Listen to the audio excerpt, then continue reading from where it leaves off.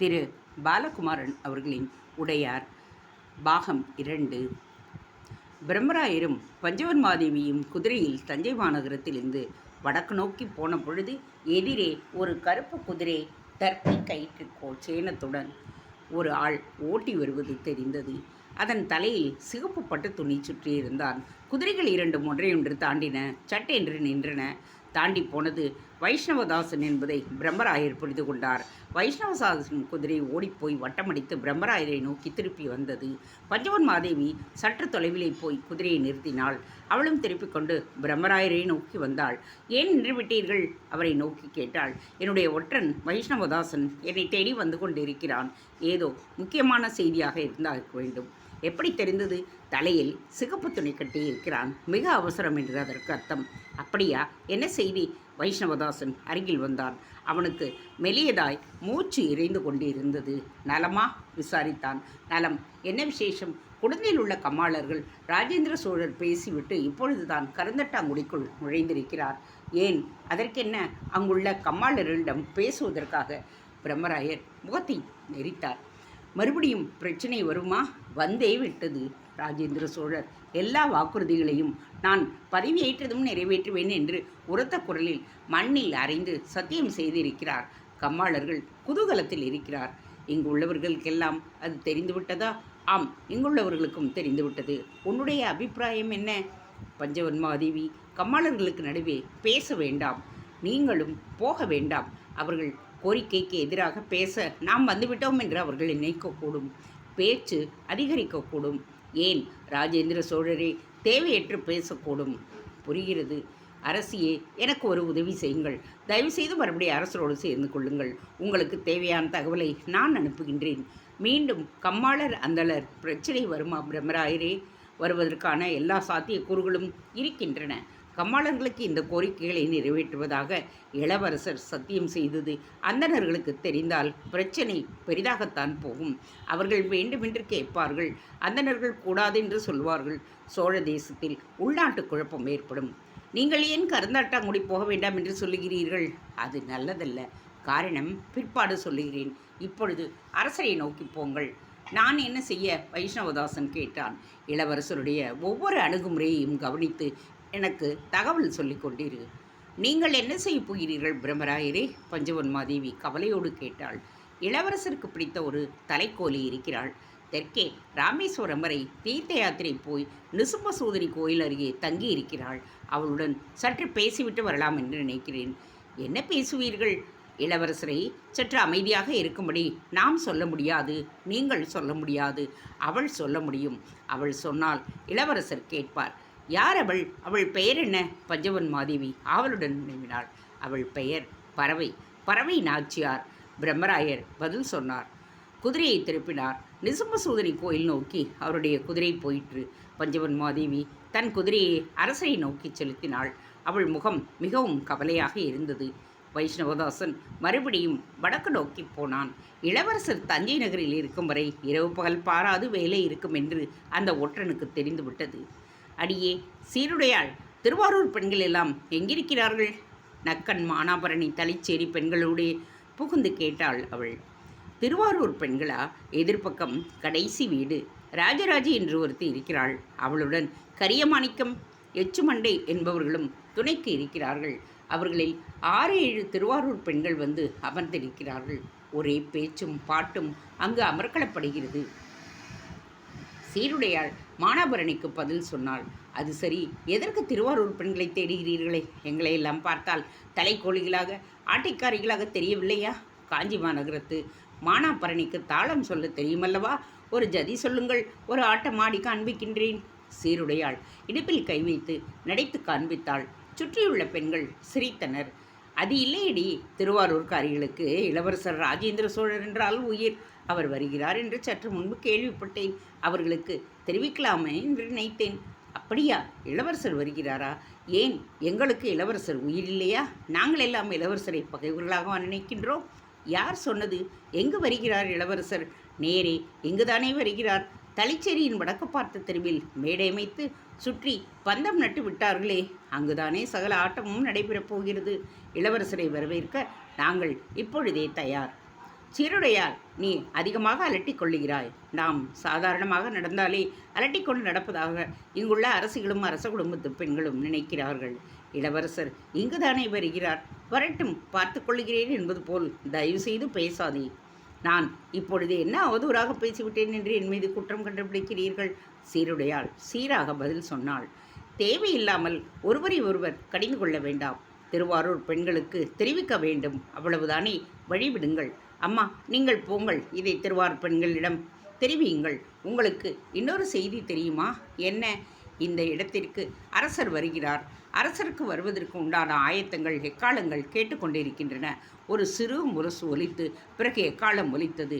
குதிரை வீரர்கள் நம்முடைய வாசலுக்கு வந்து நின்று கொண்டிருக்கிறார்கள், தயார்படுத்துகிறார்கள். சிற்பிகள் தங்கள் குடிசை வாசல்களை சரி செய்து வரிசையாக நிற்க ஆரம்பித்து விட்டார்கள். நாம் இன்னும் ஆடிக்கொண்டிருக்கிறோம். சிற்பிகளிடம் இருக்கின்ற ஒழுக்கம், கட்டுப்பாடு நம்மிடம் இல்லை. எப்பொழுது பார்த்தாலும் சிரிப்பு, எப்பொழுது பார்த்தாலும் ஆட்டம். அதுவும் கிள்ளிக்குடி சீருடையால் இருந்தால் வெறும் கூச்சல்தான். அங்கிருந்த பெண் ஒருத்தி பேச கிள்ளிக்குடி சீருடையால் அவளை கோபமாக முறைத்தாள். என்ன பேசுகிறார்கள் என்று அக்கம்பக்கத்தில் கேட்டுக்கொண்டிருந்தவர்களால் இளவரசரின் வருகை மெல்ல பரவிற்று. இளவரசர் இங்கேயே வந்து விடுகிறாராம். இங்கா? அரண்மனைக்கா? வேறு எங்க அனுமா? நமக்கு தெரியவில்லை, தெரியவும் தெரியாது. ஆனால் திருவாரூர் பெண்களுக்கு தெரிந்திருக்கும் என்று வேறு ஒருத்தி பதில் சொன்னாள். இளவரசர் வருவதே இவர்களுக்கு தெரிவிக்கவில்லையே, இங்கு வருவார் என்பது மட்டும் அவர்களுக்கு எப்படி தெரிந்திருக்கும்?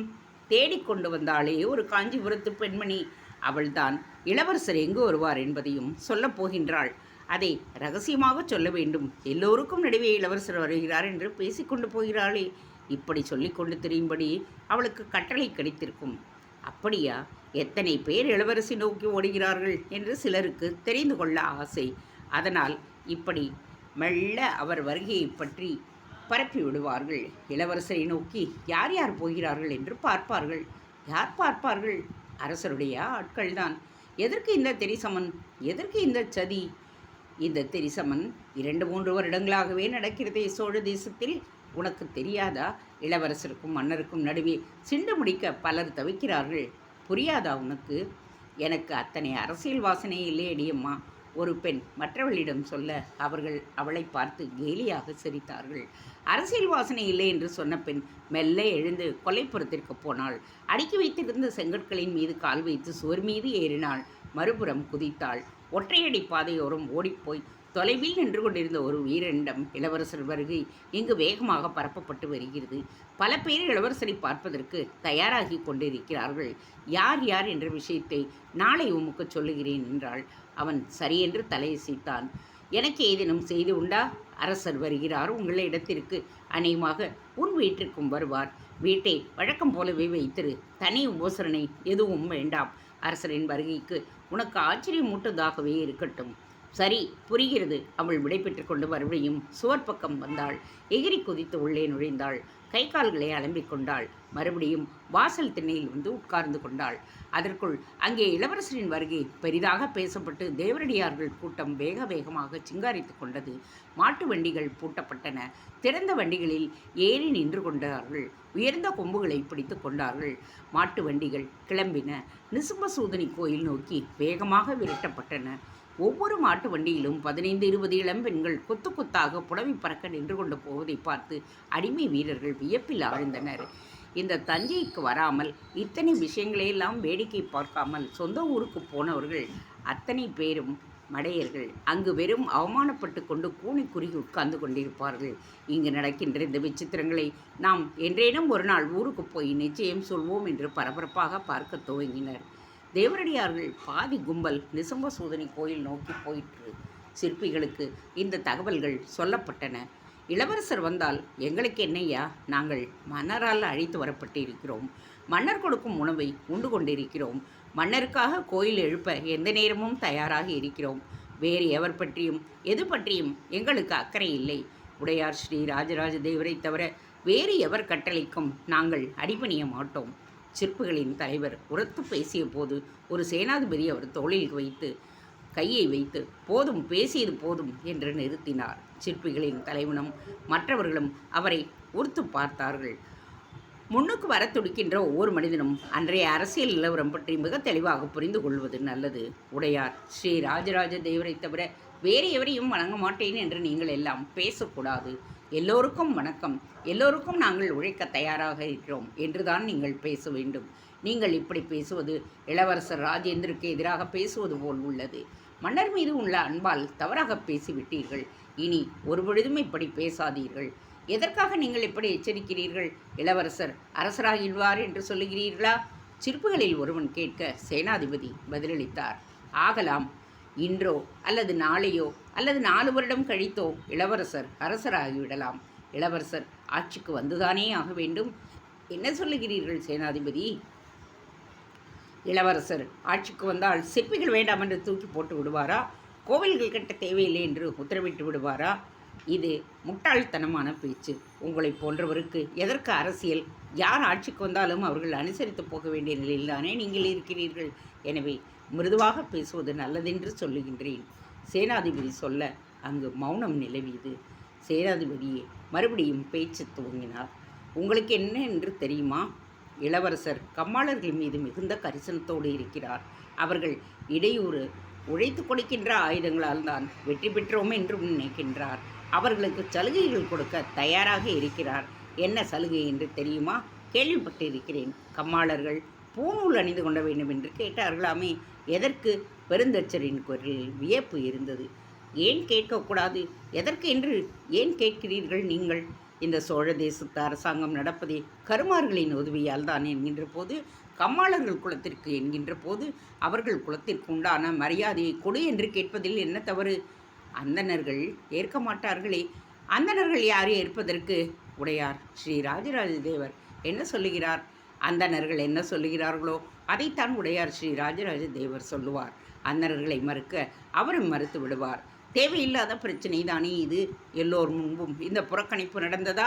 பெருந்தச்சர் கவலையுடன் கேட்டார். எல்லோர் முன்பும் இந்த புறக்கணிப்பு நடந்தது. அதுவே நல்லதாகவும் போயிற்று. சேனாதிபதியிடம் கவலை இருந்தது. என்ன சொல்கின்றீர்கள்? புரியவில்லையே. பெருந்தச்சர் கேட்டார்.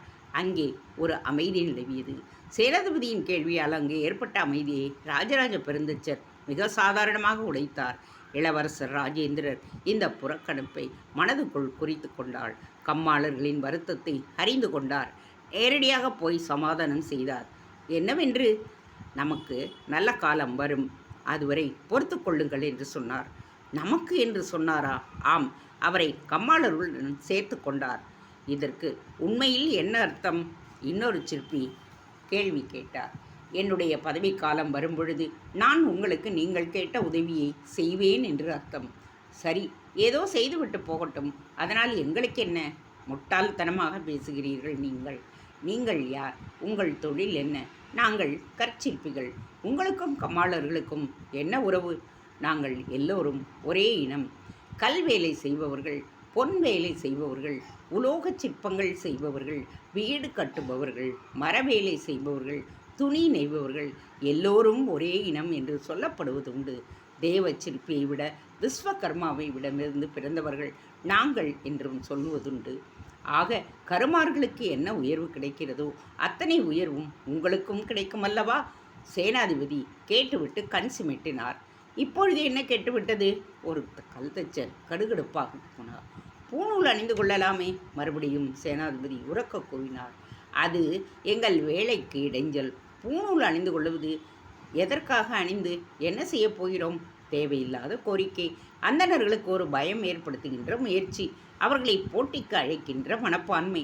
அந்தணர்களுக்கு எதிராக இவ்விதமெல்லாம் செய்துவிட்டு இங்கு நிம்மதியாக வாழ முடியுமா?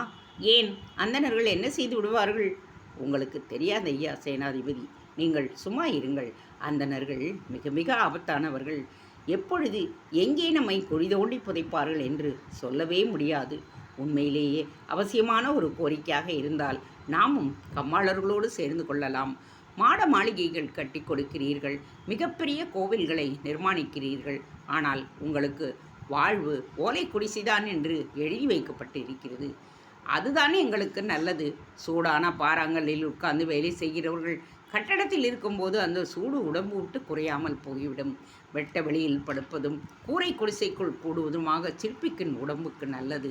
நல்ல கட்டிடத்திற்குள் வாழும் பொழுது காற்று வீசுவது தடைப்படுகிறது. புழுக்கத்தில் நான் இருக்கவே கூடாது. மற்றபடி இந்த கம்மாளர்கள் கேட்ட காலுக்கு செருப்பு, தோளுக்கு துணி, உட்கார்ந்து போக பல்லக்கு என்பதெல்லாம் முட்டாள்தனம். செருப்பை அணிந்து கொண்டு நான் எந்த மலை மீது ஏற? உருண்டு கீழே விழுந்துதான் சாவேன். எங்கள் திருமணத்தின் போது தோளில் துண்டு போடுவதில்லை, தலையில் இறுக்கமாக கட்டுவதுதான் எங்கள் வழக்கம். கருமார்கள் கேட்ட எல்லா கோரிக்கைகளும் அபத்தமானவை, யாருக்கும் உபயோகம் இல்லாதவை. ஏன் கருமார்கள் கூட இத்தனை பெரிய சௌகரியத்தை அனுபவித்து விட முடியாது? பாறை சூடாகுவது பரவாயில்லை, உருக்கிய இரும்பு குழம்பு சூடு இன்னும் அதிகம். அவர்களை எதற்காக ஓடு வீடு கட்டிலும் கல் வீட்டிலும் இருக்க வேண்டும்? சுற்றிலும் மண் எழுப்பி மேலே ஓலைக்குறியை இருக்க போட்டு ஒரு துளி மழை நீர் உள்ளே இறங்கா வண்ணம் வைத்து அந்த வீட்டில் இருக்கின்ற சுகம் வேறு எதிலாவது வருமா? உருக்கு தேடி போகின்ற கருமார் பல்லக்கிலேயே போக முடியுமா? எவ்வளவு தூரம் போக முடியும்? யார் தூக்கி கொண்டு போவார்கள்? கருமாரே சுமப்பாரா என்ன? வேதனை இது. வீட்டில் வெள்ளை அடித்து கொள்ளவும் நல்லது கெட்டதற்கு சங்கு ஊதிக்கொள்ளவும் என்று கேட்டுக்கொள்கிறார்கள். எங்கள் வீட்டிற்கு நாங்கள் வெள்ளை அடிப்பதில்லை, மாறாக பசும் சாணியை குழைத்து சுவர் முழுவதும் இண்டு எடுக்க விடாமல் பூசிவிடுகிறோம். அது கண்ணை பிடுங்காமல் கண்ணிற்கு குளுமையாக இருக்கின்றது. எங்கள் கருவிகள் வைப்பதற்கும் வசதியாக இருக்கின்றது. வெள்ளையடித்த வீட்டில் கருவிகளை எங்கே வைப்பது? சுவரெல்லாம் அழுக்காகிவிடக்கூடாது என்று கை வைக்க பயம் வந்துவிடும். எங்கள் கைகள் அழுக்காக இல்லாமல் வேறு எப்படி இருக்கும்? அவர்கள் கரியிலும் மண்ணிலும் வேலை செய்கிறவர்கள். எதற்கு வெள்ளை அடிக்க வேண்டும்? சங்கு ஊதினால்தான் நல்லது நடக்குமா? செத்தவர்கள் சொர்க்கத்திற்கு போவார்களா? இதுவரை நம் குடும்பத்தில் இறந்த பெரியோர்களெல்லாம் சங்கு ஊதி கொண்டா போனார்கள்? இளவரசர் கொண்டாடுகிறார் என்பதாலேயே எதையாவது கேட்க வேண்டும் என்று கேட்கிறார்கள். யாரையோ பார்த்து தங்களுக்கும் அந்த சலுகைகள் வேண்டுமென்று கேட்கிறார்கள். புலியை பார்த்து பூனை சூடு போட்டு கொண்டது போல் ஆகிவிடுகின்றது. எதற்கு அந்தணர்களோடும் உயர்குலத்து மனிதர்களோடும் போட்டி போட வேண்டும்? நம் குலம் தாழ்ச்சி என்று எவர் சொன்னது? நாம் இல்லாமல் இந்த சமுதாயம் எப்படி நடக்கும்? எதற்கு அவர்களோடு போட்டி விடுவது? உங்களுக்கு கோரிக்கை எது வேண்டுமானாலும் இளவரசர் கேட்டால் என்ன செய்வீர்கள்? சேனாதிபதி ஆவலோடு சிற்பிகளிடம் கேட்டார். இன்னும் அதிகமாக கோவில்கள் கட்டுங்கள். அரச குடும்பத்தார் அனைவரும் ஏதேனும் ஒரு காலகட்டத்தில் கோவில்கள் கட்டியே ஆக வேண்டும், மாட மாளிகைகள் எழுப்பியே ஆக வேண்டும் என்று உத்தரவிடுங்கள் என்று சொல்வேன்.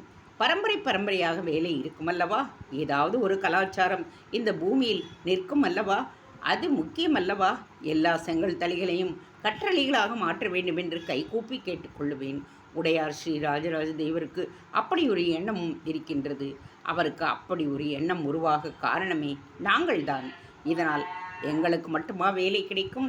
கருமார்க்கும் மரத்தச்சிற்கும் நகை செய்வோருக்கும் உலோகச் சிற்பி வேலை செய்வோருக்கும் துணி வைப்பவர்களுக்கும் தேவரடியார்களுக்கும் காவல்காரர்களுக்கும் அந்தணர்களுக்கும் சமைப்பவர்களுக்கும் பாடுபவர்களுக்கும் மத்தளம் வாசிப்பவர்களுக்கும் ஆடு மேய்ப்பவர்களுக்கு கூட வேலை கிடைக்கும். கோவில் என்பது மிகப்பெரிய சமூக கூடம்.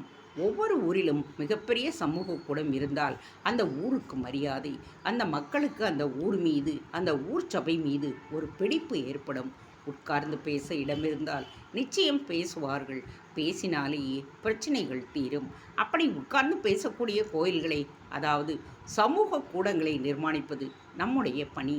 அரசருடைய துணை அதற்கு தேவை. இது இல்லாமல் வேறு எந்த கோரிக்கையை வைத்தாலும் அது முட்டாள்தனம்தான். சிற்பிகளின் தலைவர் பொறுத்து சீர மற்ற சிற்பிகள் ஆஹா ஆஹா என்று வாய்விட்டு பாராட்டினர். அந்த வயதான சேனாதிபதி எழுந்து நின்று அந்த சிற்பியை பார்த்து கைகூப்பினார். தேங்க்ஸ் ஃபார் வாட்சிங். Please subscribe.